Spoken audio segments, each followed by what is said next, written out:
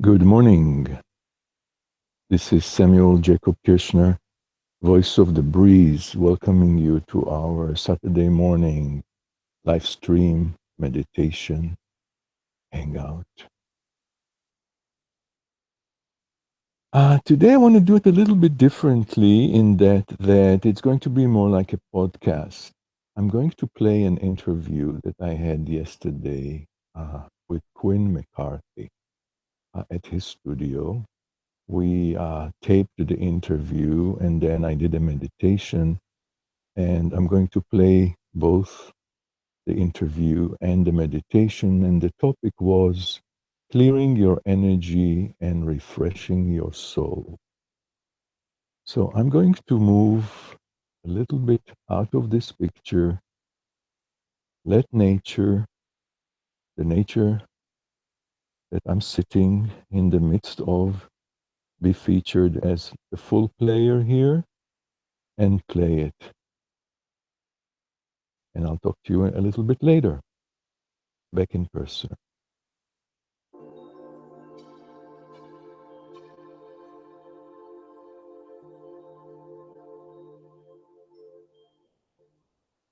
Today, let's have a little conversation about refreshing. That's a word we use all the time, but I think there are some different ways to interpret it and to talk about it. And I know that's something you've been thinking about. We had a birthday bash over here last weekend, and the theme of it was rebirth and refreshing. And since then, we've both had some time to think about how that is reflected on our daily life and where we are feeling in our lives and what we're reflecting on. And maybe you could share a little bit about refreshing.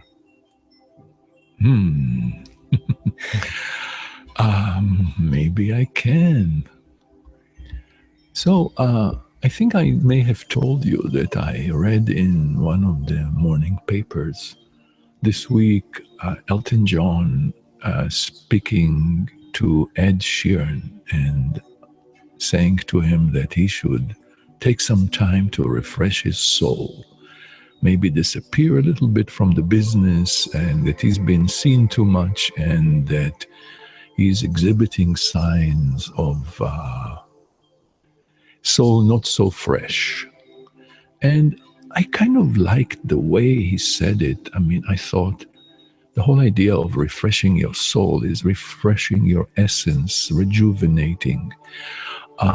And then I actually also looked at how nowadays, we're all on computers, laptops, and all kinds of devices, that every so often you have to refresh the page, you have to refresh, you have to reboot.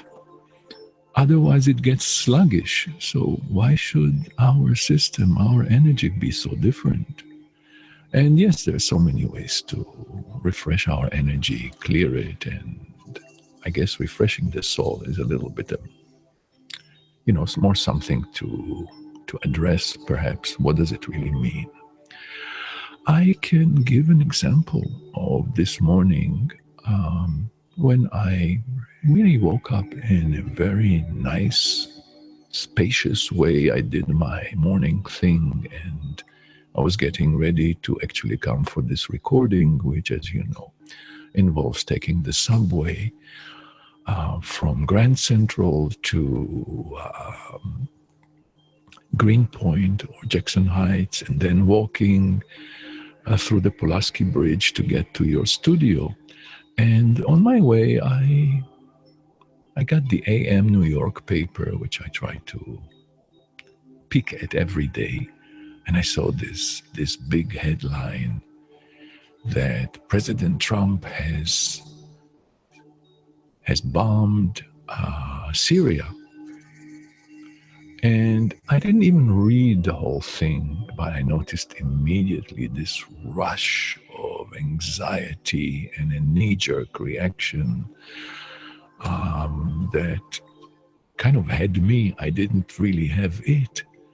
And the reaction was one of incredible, rage and negativity, oh, there we go again kind of reaction, one of resignation, and definitely not a positive reaction. And then I noticed how uncomfortable I felt where it took me, that I kind of lost my cool. And here I was, knee-jerk reaction waiting to happen. And I know that space so well. I know that this is my existential anxiety being flared up. And that before I go any further with this, because it's very opinionated and it has an incredibly rehearsed narrative, my job these days is to clear it up, to clear that anxiety, because I really don't trust it. I think it is old, archaic. It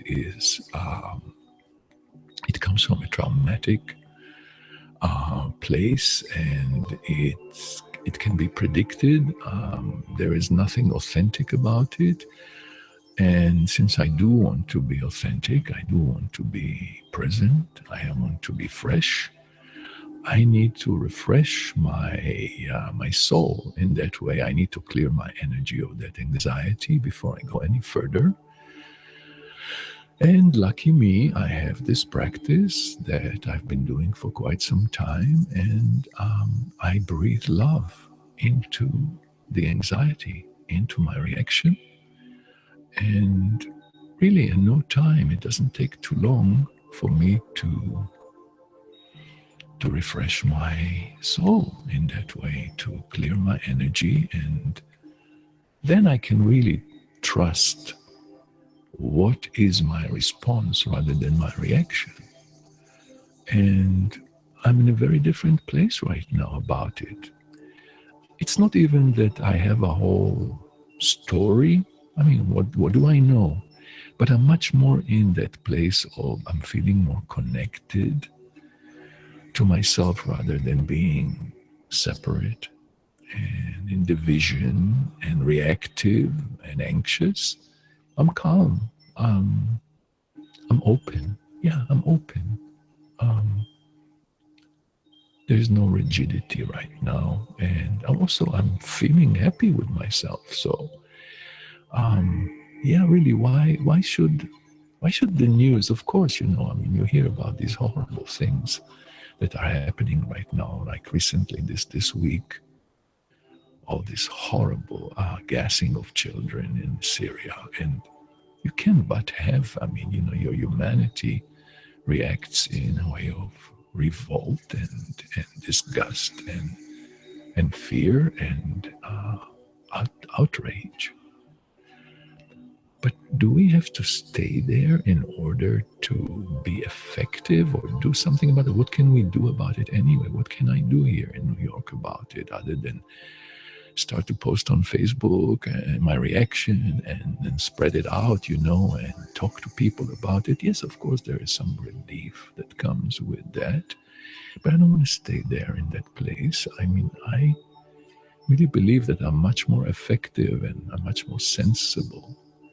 I make more sense if I first and foremost take care of myself, take care of my energy, clear it from anxiety, and refresh my soul. And then, maybe that's what I did this week is I posted on Facebook, sending love to the devastation in Syria. That's what I can do right now. And I really believe that it's the right thing to do for me in where I am. I mean, that's the right thing for me to do. And I believe that it has its effect, and I feel connected to it through compassion rather than through knee-jerk reactivity that just exacerbates the situation, if anything.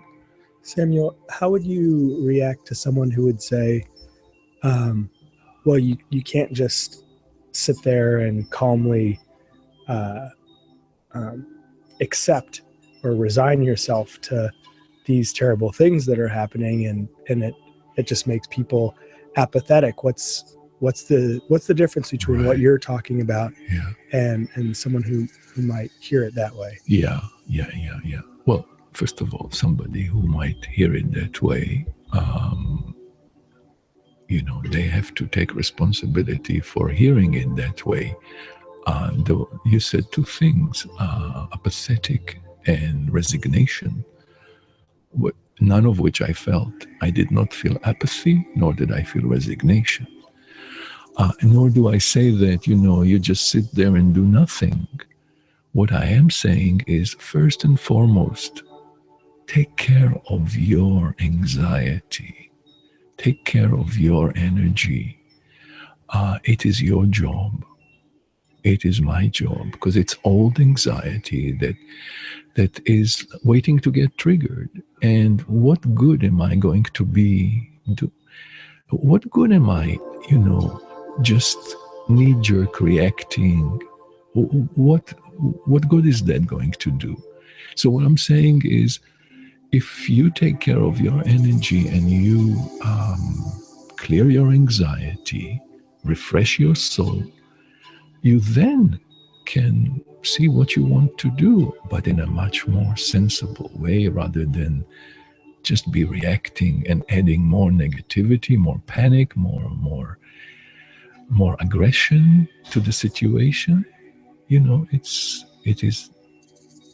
not either or. It's definitely not a space of resignation or apathy. None of the above. You're actually connected to what's happened in a way of making space, compassion, love, and then you choose to see what can you do, and what do you want to do. It's getting conscious.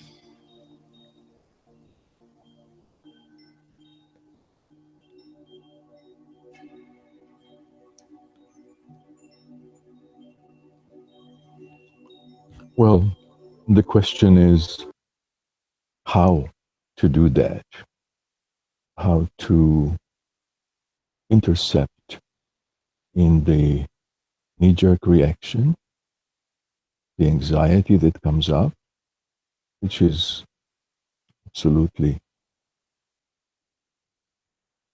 to be expected. How to deal with that anxiety, how to clear your energy, and how to refresh your soul.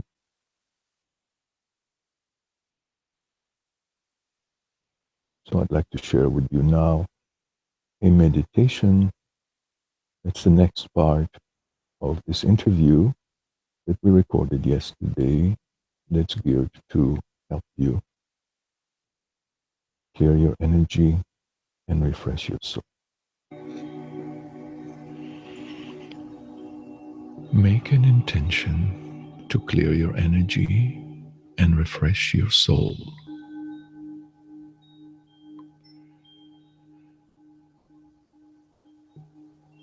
Slow your breath down and pay attention to your breathing.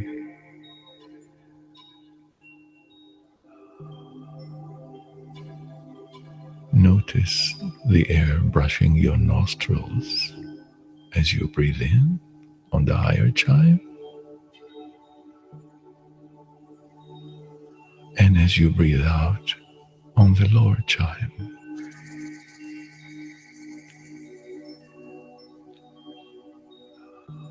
Where do you feel the breath in your body?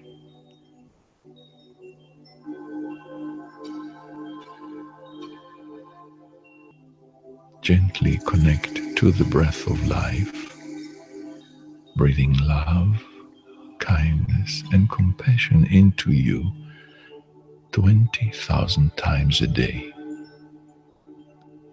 and clear your existential anxiety.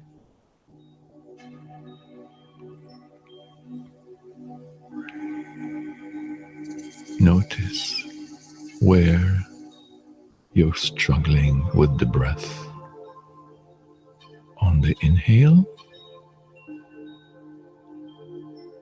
and the exhale,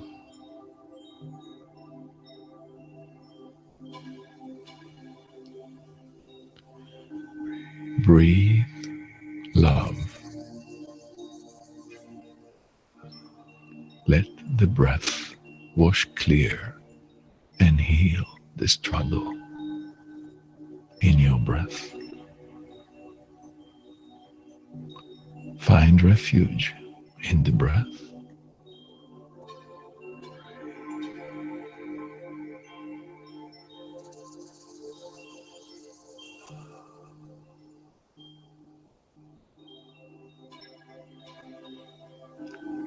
Pay attention to your body.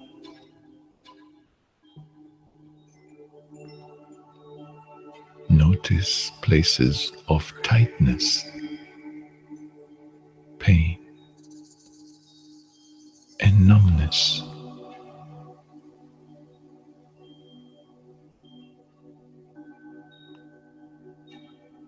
Breathe love.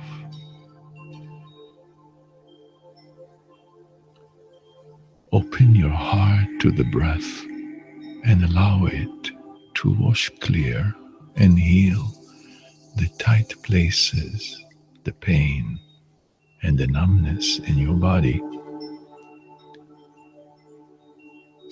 Feeling more connected to your body.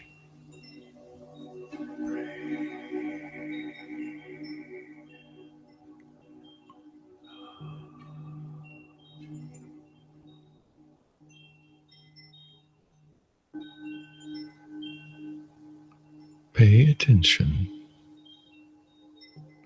to your thoughts.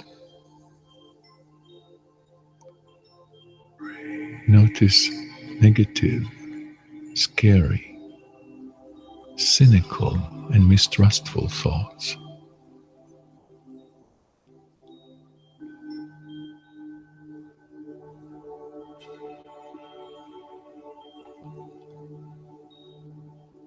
Breathe love.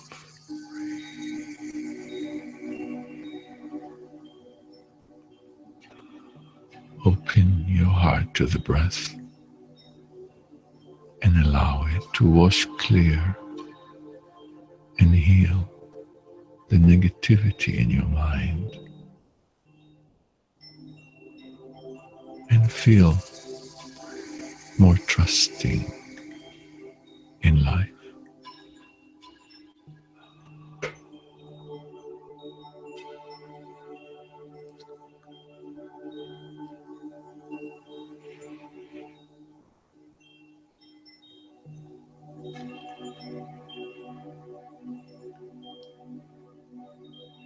Pay attention to the emotions in your heart.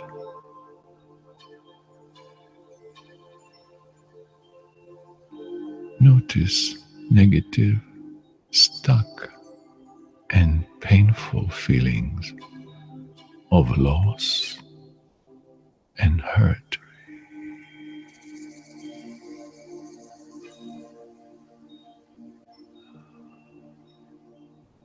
Breathe love.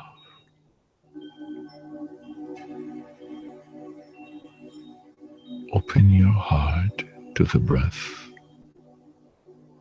and allow it to wash clear and heal the negative, stuck, and painful feelings from your heart until your heart feels lighter, clearer, and loving again.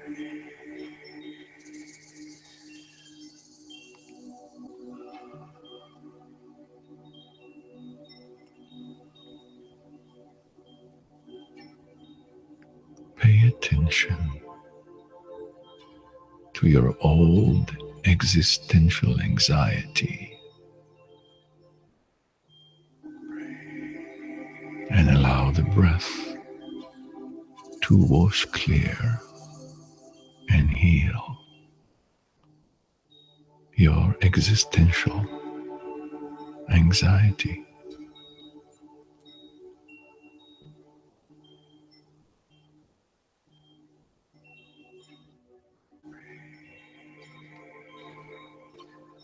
Pay attention to the people, places, and things, and to all dreams that died or left your life abruptly, including health and possessions.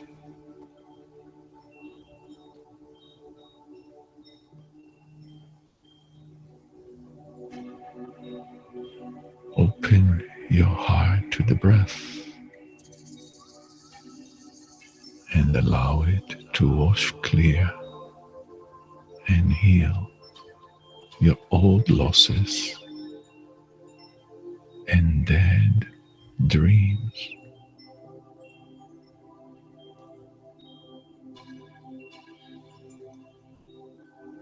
Breathe love.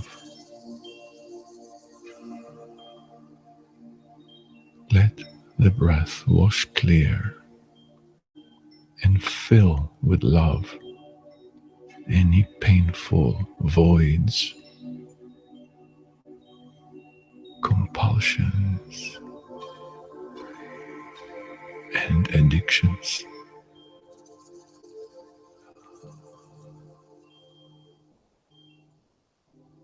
Connect to the gentle breath in your heart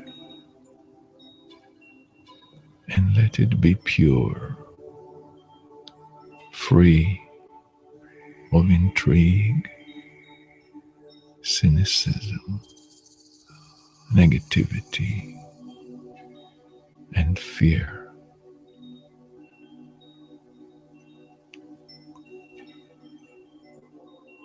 Allow the breath to be born into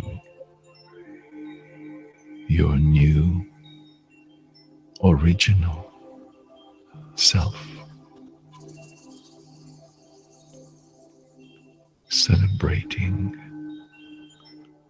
following your bliss, and letting new dreams be formed.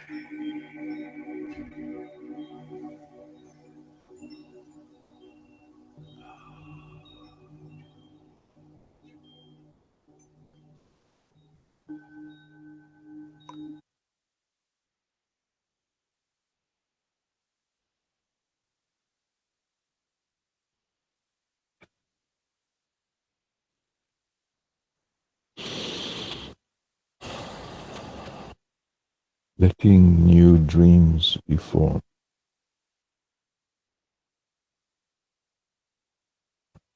One of the reasons why I'm so enamored with the breath is that I feel that the breath is a reminder that with every breath we take,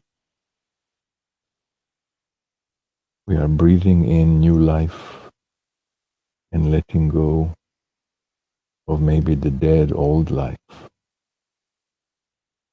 And there is something about that process, that never ending process.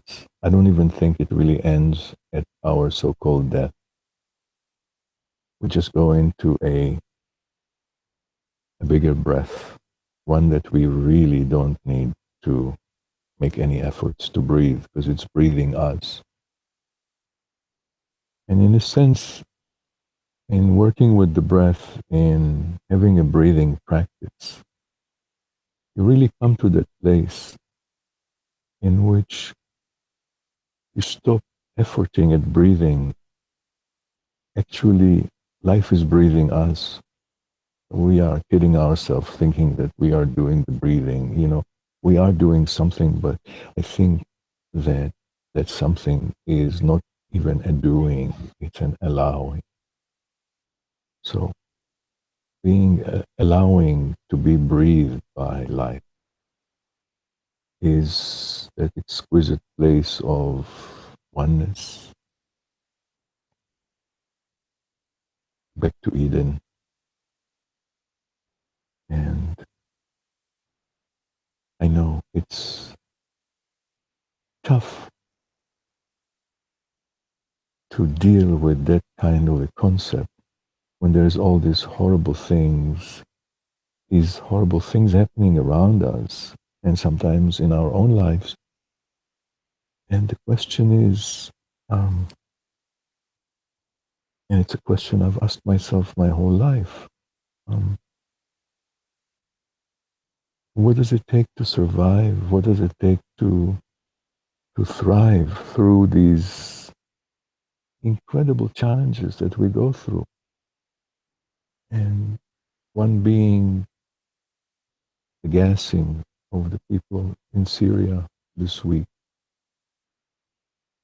I really believe, from my humble experience, that what you bring to it has a lot to do with how you're going to deal with it. And I would like to bring breath, heart, soul, presence to anything that comes my way.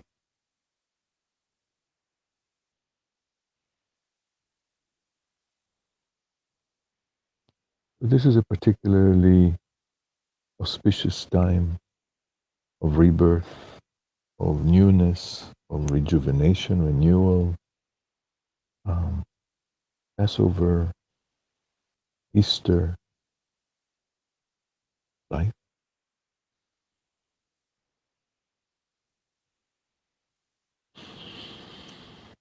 Maybe in this very breath that we take right now, that's where the whole dream is embodied, letting go of the old dream and being open for the new dream.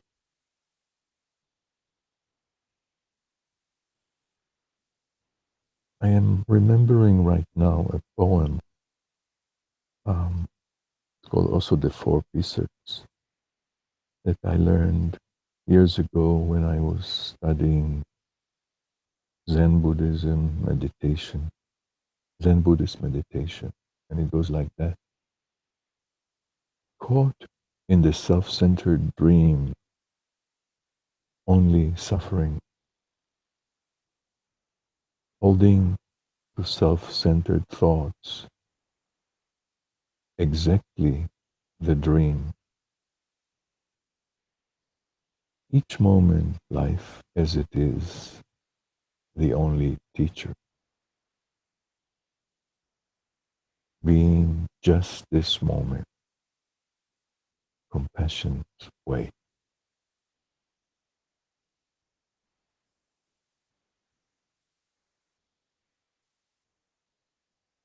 So, I think it is approaching that time.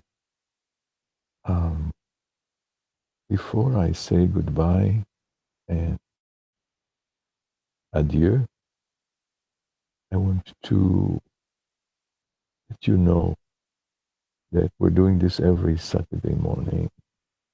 But then it can be viewed 24 hours a day, either on YouTube or on my website, The Gym for the Soul. My website is thebreeze.com, breaze.com. When you go to my website, you can also see our offerings and activities. We do trainings and teachings and classes and uh, workshops, and also to one work, and also on Skype, so we can work with people all over the world. Um, and my soundtracks are on iTunes under either Samuel Jacob Kushner or The Breeze. So, yeah, I'm going to say goodbye to you now and wish you a day filled with joy, oxygen, and ease. This is Samuel, Krishna voice of the Breeze.